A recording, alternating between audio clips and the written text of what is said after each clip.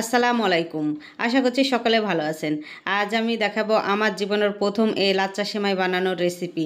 এতটা যে সুন্দর আর এতটা পারফেক্ট হবে আমি নিজেও ভাবিনি।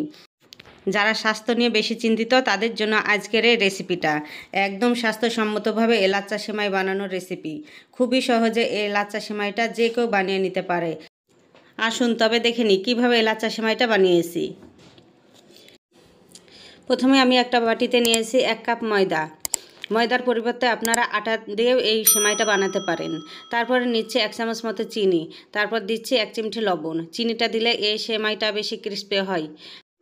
এখন শুকনো উপকরণটাকে ভালো করে মিশিয়ে নেব। তারপরে এখন আমি অল্প অল্প পানি দিয়ে একটা ডো তৈরি করে নিব। পানিটা একসঙ্গে দেওয়া যাবে না, এতে নরম হয়ে যেতে পারে। এভাবে করে আমি অল্প অল্প পানি দিয়ে একটা ডো তৈরি করে নিয়েছি। না হবে নরম, না হবে শক্ত, মিডিয়াম করে একটা ডো তৈরি করে নিয়েছি। এখন এই ডোটাকে কিছুক্ষণ আমি রেস্টে রেখে দেব। আর এখানে আমি নিয়েছি 1 বাটি ডালডা। এই ডালডাটাকে আমি চুলাতে দিয়ে গলিয়ে নেব। যতটুকু আমি ডালডা দিয়েছি ততটুকুই ঠিক আমাকে তেল দেওয়া লাগবে। 1 বাটি তেল, 1 বাটি ডালডা। তারপরে এখানে আমি দিচ্ছি 1 চামচ মতো কর্নফ্লাওয়ার। এখানে কর্নফ্লাওয়ারটা অবশ্যই দিতে হবে। এখন কর্নফ্লাওয়ারটা দিয়ে ভালো করে তেল আর ডালডার সঙ্গে মিক্স করে নিব।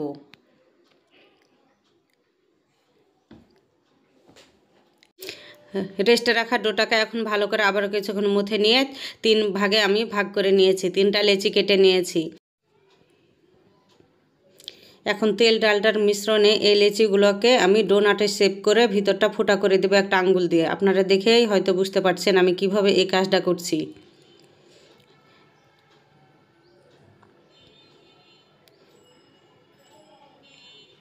এভাবে ফোঁটা করে দিয়ে আমি এখন তেল ডালটাতে ভিজিয়ে দিচ্ছি।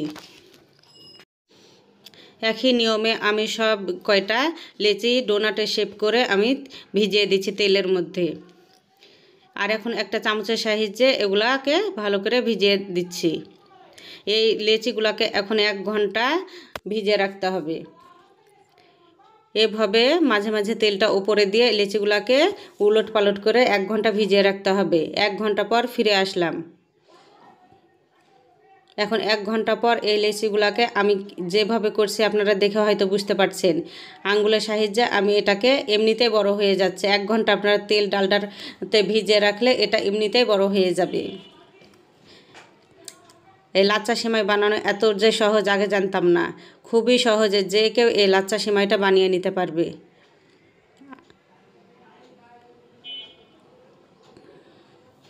আপনারা পেঁয়াজ দেওয়াটা একটু ফলো করবেন। কিভাবে আমি এই পেঁয়াজটা দিয়ে নিয়েছি আঙ্গুলের সাহায্যে এভাবে ঘুরিয়ে এই লাচ্চা সেমাইয়ের পেঁয়াজটাই আসল।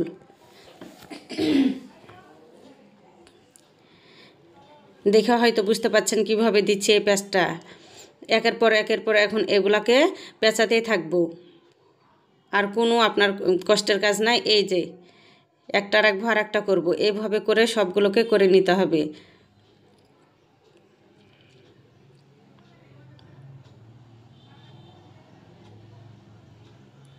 আপনারা পেঁয়াজটা হয়তো ফলো করছেন কিভাবে দিচ্ছি।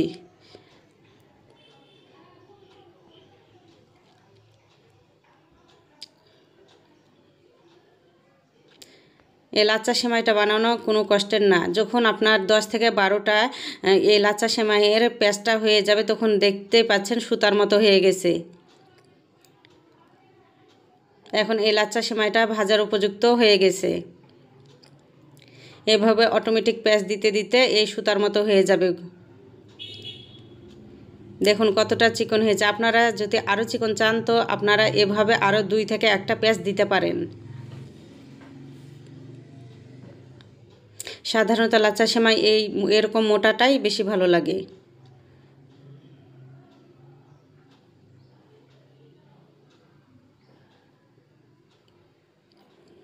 এভাবে করে আমার লাচ্চা সেমাইটা হয়ে গেছে।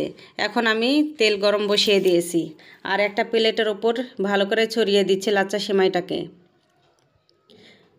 তেলে ছাড়ার আগে ভালো করে হাত দিয়ে এভাবে আপনারা প্লেটে ছড়িয়ে নেবেন।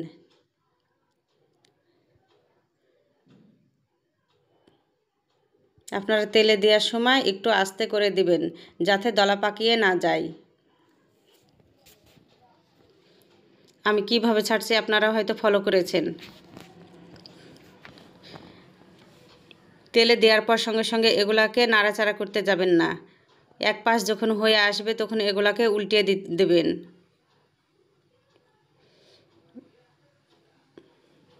দেখে বুঝতে পারছেন হয়তো যে লাচ্চা সেমাইটা আসলে কতটা সুন্দর হয়েছে।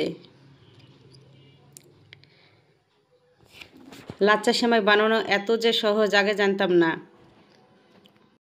লাচ্চা সেমাইটাকে অল্প আঁচে সময় নিয়ে ভাজতে হবে, না হলে ওপরটা পুড়ে যাবে আর ভিতরটা কাঁচা হয়ে থাকবে।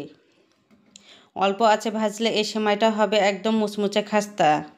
আর ভালো করে এভাবে তেল ঝরিয়ে নিতে হবে। তারপরে লাচ্চা সেমাইগুলোর লুক দেখেন কতটা সুন্দর আর কতটা পারফেক্ট হয়েছে। একদম স্বাস্থ্যসম্মতভাবে এই লাচ্চা সেমাইটা ঘরেই বানিয়ে নেওয়া যায়। কারো যদি এই রেসিপিটা একটুও ভালো লেগে থাকে তবে প্লিজ একটা লাইক, কমেন্ট অ্যান্ড সাবস্ক্রাইব করে আমার পাশে থাকুন আর আমাকে উৎসাহ দেন আরও নতুন নতুন ভিডিও তৈরি করতে।